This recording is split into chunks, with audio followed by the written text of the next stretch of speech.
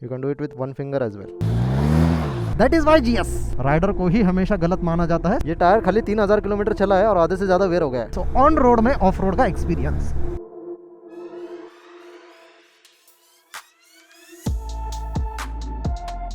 Good afternoon guys. Afternoon okay, वापस करते हैं। Retake. Good afternoon guys, welcome back to my YouTube channel once again. आज क्या है भाई, थर्सडे दोपहर का टाइम है। आपके भाई को बाइक चलाने का बहुत मन कर रहा था, तो आपके भाई ने ना बाइक निकाली अभी GS चलाने के लिए। सोचा थोड़ी सी ऑफ रोडिंग करके आते हैं। हम लोग फुल राइडिंग गियर्स में हैं और रास्ते के साइड पे रुके। एक्चुअली मैंने एक इंडिकेटर ऑन कर दिया, बिकॉज मैंने आपको पहले भी बताया भाई हमारे हैज़र्ड लैम्प का ये प्रॉब्लम है। हैज़र्ड लैम्प चालू कर देते ना, वो फ्लैश होने लग जाता है। हाँ, हो गया बंद, ठीक है। इसलिए मैं इंडिकेटर चालू कर देता हूँ कि भाई समझे कि भाई रास्ते के साइड पे कुछ तो भी है।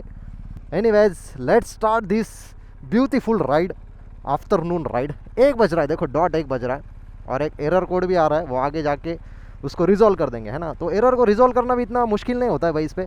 बाय द वे, थोड़ा सा आज सोचा कि मैंने सिनेमैटिक कंटेंट, तो मैंने सोचा हबीबी let's shoot some cinematic content. एक और मैंने कैमरा लिया है बैग में, तो जिसकी वजह से आपको थर्ड पर्सन POV जो आता है वो देखने में और भी बढ़िया लगेगा।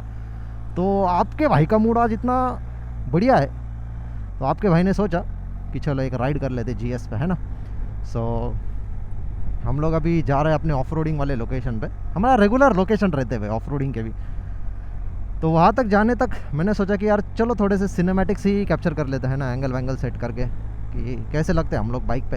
तो ऐसा दिखना चाहिए भाई राइड वाइड करते समय, है ना।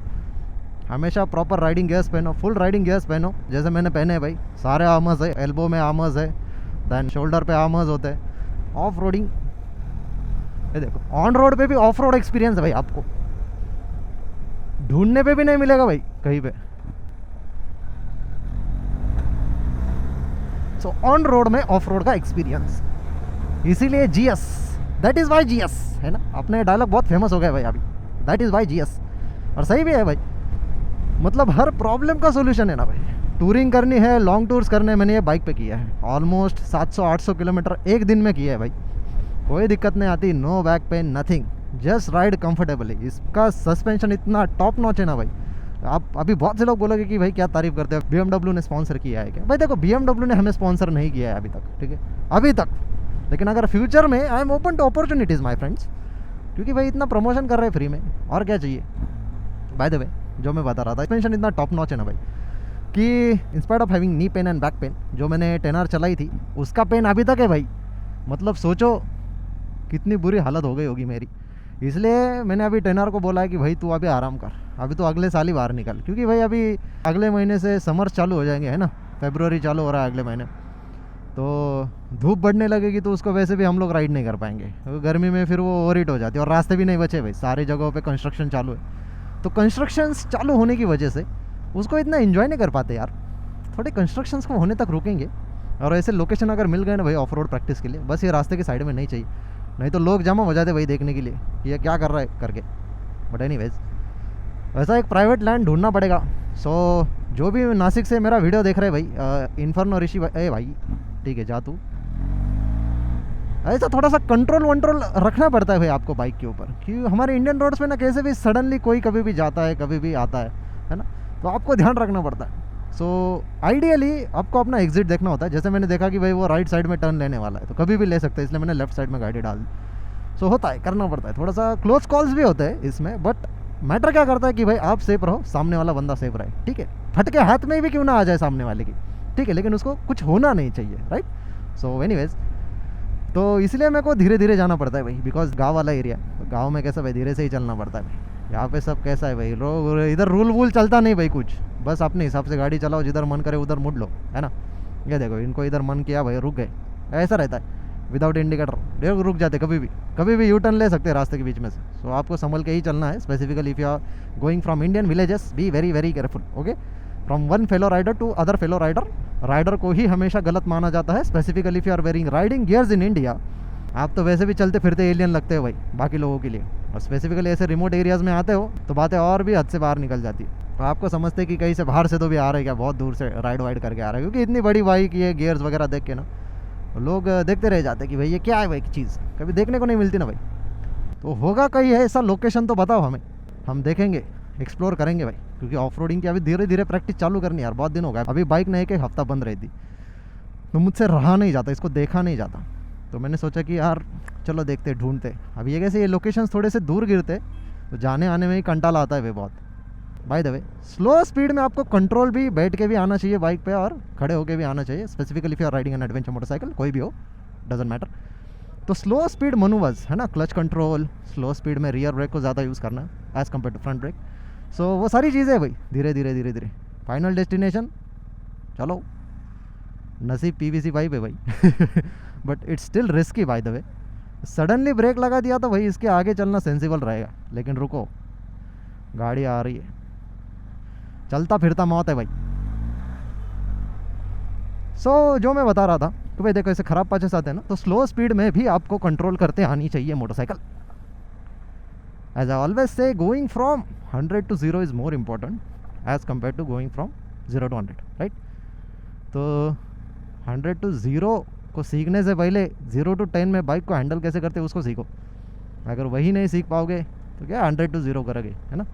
सो स्लो स्पीड में मोटरसाइकिल के ऊपर कंट्रोल बनाना काफ़ी ज़्यादा क्रूशल रहता है, and it's one of the most important skills as well. अब स्किल्स क्यों है ये भी बता देता हूँ, क्योंकि भाई देखो मोटरसाइकिल को 2 पहिए रहते हैं, 2 ही रहते हैं ना, कुछ कुछ बाइक्स को 3 भी रहते हैं भाई, है ना। यामाहा की आती है ना वो, तो वो बाद में, पहले 2 पहिए वाला देखते कि भाई जिसको आपको बैलेंस करना है ना, बेसिकली कितना भी वेट हो भाई, whether it's a commuter bike, whether it's small CC bike, है ना, मिड एंड हो, हाई एंड हो, कौन सी भी बाइक हो, 2 पहिए है ना, उसको स्लो स्पीड में लोगों को बैलेंस करने में बहुत ज़्यादा तकलीफ गिरती है। इसलिए आपने देखा होगा कि भाई स्लो स्पीड में ना लोग बहुत ऐसे इधर उधर लेन छोड़ के चलते रहते हैं, है ना। वो एक सीधी लाइन में मोटरसाइकिल को चला ही नहीं सकते, स्पेसिफिकली इन इंडिया। ट्रैफिक में भी आप देखते होगे तो लोग है ना ऐसे चलते नहीं भाई, सीधा ऐसा आएंगे इधर, वे वापस ऐसा आएंगे, वापस ऐसा नहीं करना है आपको, ठीक है।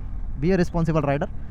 तो आपको एक सीधी लेन पकड़ के चलना आना चाहिए भाई, कम स्पीड में भी, because your goal is to balance the motorcycle, है ना। आपको मोटरसाइकिल को बैलेंस करे रखना है। अगर मोटरसाइकिल का वेट जल्दी शिफ्ट होता रहेगा, बिकॉज मैं आपको आगे दिखा भी दूंगा कि कैसे मोटरसाइकिल ना एक स्पेसिफिक पॉइंट पे बैलेंस रहती है। तो अगर आपने मोटरसाइकिल को उसके बैलेंस पॉइंट से ज़्यादा शिफ्ट कर दिया ना, तो वो मैनूवर करने में ज़रा सी डिफ़िकल्ट गिरती है ना।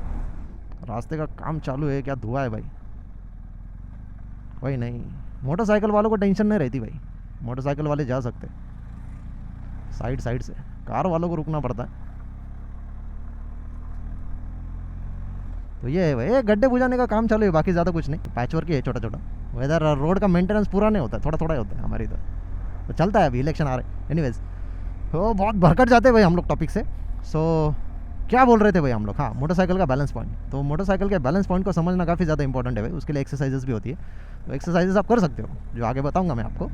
बट अगर आपका स्लो स्पीड में मोटरसाइकिल के ऊपर कंट्रोल बढ़ गया ना, तो इट्स अ गेम चेंजर, है ना। आपको बाइक चलाने में ज़्यादा दिक्कत नहीं आएगी और आपको एक कॉन्फिडेंस भी अलग से आएगा। बिकॉज मैंने काफ़ी सारे कमेंट्स पढ़े जो मेरे वीडियोस पे आते हैं कि भाई मोस्टली पिलियन जो रहते हैं, जो पिलियन चलते हैं, उनके लिए तो काफ़ी ज़्यादा क्रूशियल है भाई स्लो स्पीड में, बिकॉज बाइक पे वेट ऐड हो जाता है और फिर लोग ऐसे करके चलता है ना, फिर वो ऐसे होते रहते हैं। ऐसा नहीं करना है, आपको धीरे धीरे स्किल्स को बिल्ड करना है। वैसे हम ऑफ रोडिंग के लोकेशन पे जाने के लिए ना हमारा एंट्री पॉइंट ढूंढ रहे हैं। एंट्री पॉइंट कहाँ से, यही से। चलो भाई, जहाँ पे कूड़ा कचरा दिखे वहाँ पे एंट्री पॉइंट्स होते हैं, हमेशा ध्यान में रखो। इंडिया में सिविक सेंस तो है नहीं, कूड़ा कचरा, मैंने कूड़ा कचरा ही देखा भाई, है कूड़ा कचरा है तो चलो। सो यहाँ पे मैं क्या कर रहा हूँ, स्लो स्पीड में बाइक को चढ़ा रहा हूँ, ज़्यादा तकलीफ नहीं दे रहा हूँ भाई। थ्रोटल भी आपको ज़्यादा एग्रेसिवली नहीं देना होता है, नहीं तो फिर क्या होता है, रियर व्हील आपका बार बार ट्रैक्शन छोड़ देगा, बिकॉज यहाँ पे नीचे ग्रेवल है, मिट्टी है, तो ट्रैक्शन पकड़ नहीं पाता अच्छे से। इस कैमरा में अभी ठीक से दिखेगा नहीं, बट देखो नीचे से थोड़ा सा थ्रोटल दिया तो स्लाइड हो गई bike.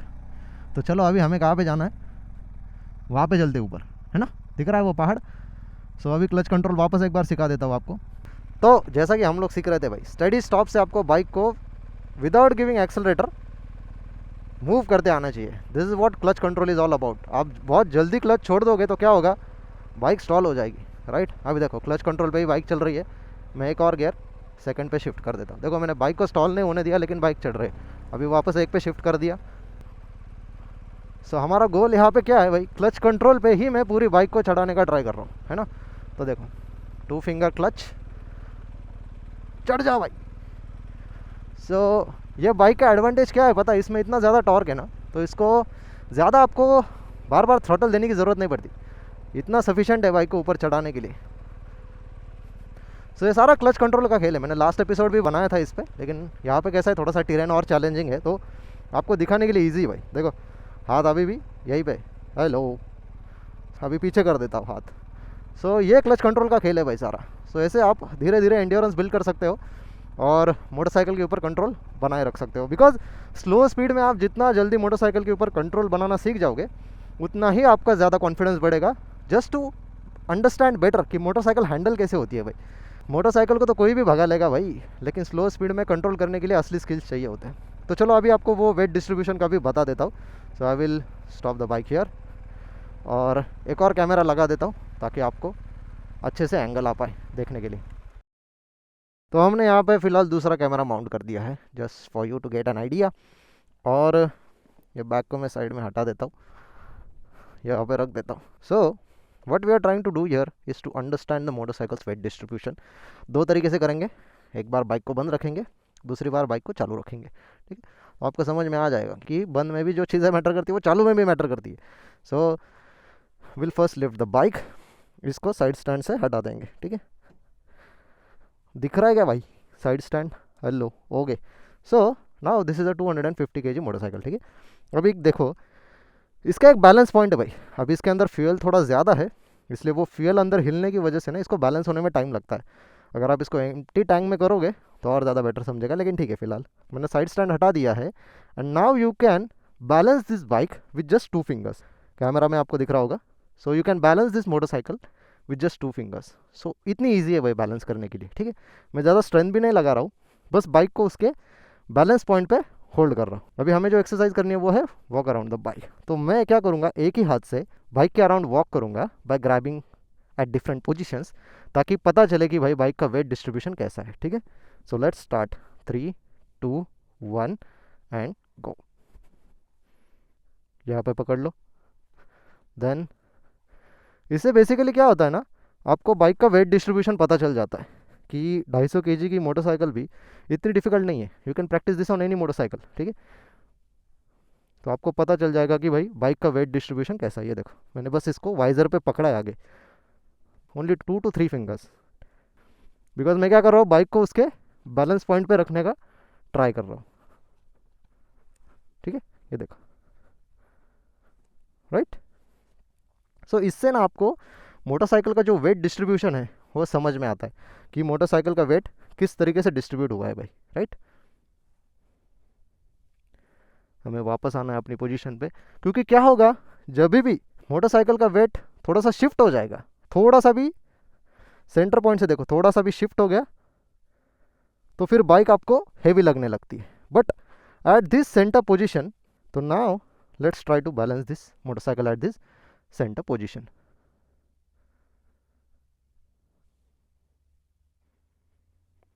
It's the work of art and you need to have a lot of patience for this। वो मेरे को फील हो रहा है ऐसा पकड़ने के बाद कि वो फ्यूल हिल रहा है करके बाइक के टैंक के अंदर का। हैंडल बार भी टेढ़ा हो गया है वैसे, तो हैंडल बार सीधा कर देता हूँ एक बार। ओके, ऑल राइट, अभी देखते हैं। वैसे काफ़ी पेशेंस का काम है यहाँ पे, घाई करके कोई सेंस नहीं बनता है। देखो बाइक कितनी ह्यूज लगती है ना ऐसे, वो अंदर का फ्यूल जो हिल रहा है ना उसकी वजह से वो वेट बैलेंस नहीं हो पा रहा है। नहीं तो हम लोगों ने एम्प्टी टैंक में बाइक को करके देखा है, पूरी बैलेंस रहती है बाइक, विदाउट साइड स्टैंड खड़ी रहती है एक जगह पे। ये एक्सरसाइज का फ़ायदा क्या है, आप बाइक के वेट डिस्ट्रीब्यूशन को ना महसूस कर सकते हो रियल टाइम में कि बाइक का वेट कहाँ पे डिस्ट्रीब्यूटेड है ना। तो मोटरसाइकिल बैलेंस कहाँ पे रहती है, जब वो सेंटर पोजीशन में रहती है। एज सुन एज थोड़ा सा टिल्ट वगैरह हो जाता है, आपको थोड़ा सा काउंटर बैलेंस करके आपको वेट को मैनेज करना पड़ता है। सो अभी देखो मैं बाइक का वेट बस स्ट्रेंथ भी नहीं लगा रहा हूँ ज़्यादा, बस 2 फिंगर्स में मैंने पूरे 250 किलोग्राम्स को बैलेंस किया है। ये देखो, अगली बार फ्यूल कम करके लाएंगे बाइक के टैंक में से, फिर इसको बैलेंस करने का ट्राई करेंगे। कितनी इजीली बैलेंस हो जाती है 2 फिंगर्स से। You can do it with 1 finger as well, है ना। So bike is in neutral, bike चालू हो गई है। अभी देखो, so find the balance point, take it very very very very slowly. Motorcycle का वेट बैलेंस होने दो, उसके बाद अपनी पोजीशन चेंज कर सकते हो, तो ज़्यादा स्ट्रेसफुल नहीं रहेगा वो, ठीक है।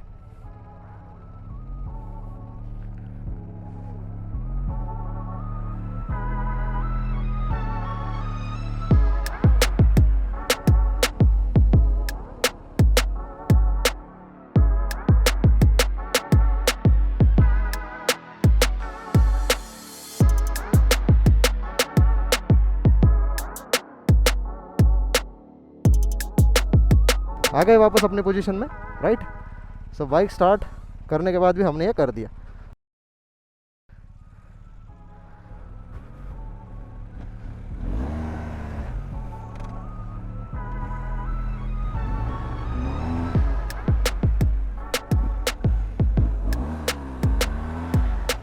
क्या बढ़िया से पावर स्लाइड हुई भाई।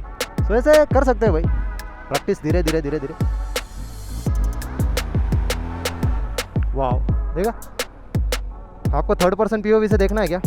चलो वो कैमरा सेटअप कर देते, लेकिन यार मेरे को डाउट क्या है पता है, वो कैमरा ट्रैक नहीं कर पाता यार। अगर कोई बंदा होता ना यहाँ पे हेल्प करने के लिए, तो उस चीज़ को अच्छी तरीके से ट्रैक किया जा सकता है, मतलब सामने से देखने के लिए। अब यहाँ पे जैसा दिखेगा वैसा दिखेगा। मुझे तो पावर स्लाइड ना बहुत बढ़िया दिखती है। अगर ड्रोन वगैरह रहता ना तो बात ही कुछ और थी। अरे भाई तू ट्रैक कर रहा है ना, तेरे गिम्बल रेंज से बाहर नहीं जाना चाहिए खाली। बाय द वे मैं ये वीडियोस इसलिए बना रहा हूँ ताकि मेरे को पता चले कि भाई कितने लोग एक्चुअली इंटरेस्टेड है इस ऐसी सीरीज़ में, है ना, बिगिनर ऑफ रोड सीरीज़। तो कमेंट्स में मेरे को रिस्पॉन्ड करो, बताओ कि कितने लोग इंटरेस्टेड है। फिर I will try to find a nearest location जहाँ पे मैं आपको ये सारी चीज़ें सिखा सकता हूँ। और टायर की कंडीशन भी देख लो भाई, ये टायर खाली 3000 किलोमीटर चला है और आधे से ज़्यादा वेयर हो गया है 20-25 हज़ार रुपये वापस एवरी 4000 किलोमीटर्स। बट इस पर ग्रिप काफ़ी सॉलिड है, वर्थ एवरी पेनी। तो जाते जाते एग्जिट कैसे लेना है भाई, पावर स्लाइड करके लेना है, कैसे लेना है, क्या लगता है आपको? थोड़ा स्टाइल में एग्जिट करना चाहिए ना, लेकिन पावर स्लाइड करने से पहले टेरेन भी स्कैन करना होता है हाँ नीचे नहीं तो पत्थरों पे करोगे तो गिर जाओगे भाई। What a wonderful slide man. धीरे धीरे प्रैक्टिस करनी है आपको, ज़्यादा नहीं। ज़्यादा अगर एग्रेसिव थ्रॉटल वगैरह दोगे, पत्थर से अगर बाइक फिसल गई तो खेल खलास, है ना।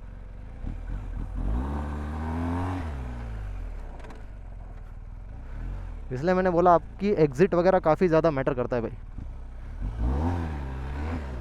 ये देखो थोड़ा सा आपको दिखाता हूँ एक बार, बाइक डिस्टेबलाइज कैसे हो जाती है वो भी आपको समझना इम्पोर्टेंट है।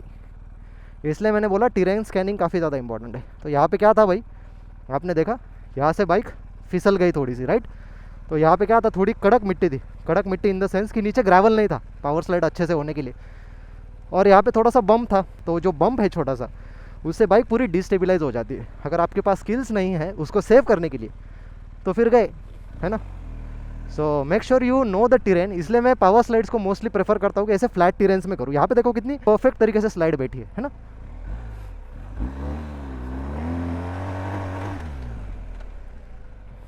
तो आप इजीली ऐसे टेरेन्स में कर सकते हो, but avoid doing it on stones, है ना, जहाँ पे पत्थर वगैरह है या फिर अनइवन सरफेस है, तो वहाँ पे अवॉइड ही करो। इससे टायर भी बहुत जल्दी वेयर आउट हो जाता है, क्योंकि आप ऐसे स्लाइड करते हो, ब्रेक करते हो, तो टायर्स भी काफ़ी जल्दी वेयर आउट हो जाते हैं। इसलिए मेरे टायर्स 3-4 हज़ार किलोमीटर में ही ख़त्म हो जाते भाई, रियर टायर्स। बाय द वे यहाँ पे आपको घाई नहीं करनी भाई, जब तक आपको अच्छे से एग्जिट नहीं दिखता है ना, don't rush unnecessarily, because off roading is very very risky. Once again giving a disclaimer, देखा कैसे फ्रंट एंड वॉश आउट हो गया, तो it's very very risky. So आप एक्सपीरियंस ना हो तो डोंट रश इट अननेसेसरीली, ठीक है। जब तक आपको एग्जिट नहीं दिखे, control your emotions, control that adrenaline rush, है ना, वही ज़्यादा क्रूशियल रहता है। अगर आपसे एड्रेनलिन रश ही कंट्रोल नहीं हो रहा है, then it's of no use. आप खुद को ही इंजर कर लोगे। 10-5 मिनट के फ़न के लिए 6-7 महीने पलंग पे बैठना पड़ेगा भाई, है ना, सोना पड़ेगा। हड्डियाँ वड्डियाँ नहीं तोड़नी ना, we are here to learn. So वही गोल दिमाग में रख के वैसे लर्न करना है। यहाँ से बाइक निकलेगी, क्या लगता है आपको कितना नीचे गहरा है? निकल जाएगी, कोई दिक्कत नहीं। इंजन हमारा नीचे लगेगा भाई ठीक है, ये देखो पूरी लग गई नीचे से बाइक, देखा। ये लोच ऐसी है ना, लो सस्पेंशन, इसलिए आपको चलो यहाँ पे अगर फंसी गए तो दिखा देता हूँ। ये देखो साइड स्टैंड सेंसर गार्ड इसलिए चाहिए होता है ताकि वो साइड स्टैंड को पत्थर वगैरह ना लगे, राइट। चलो यहाँ से निकलते।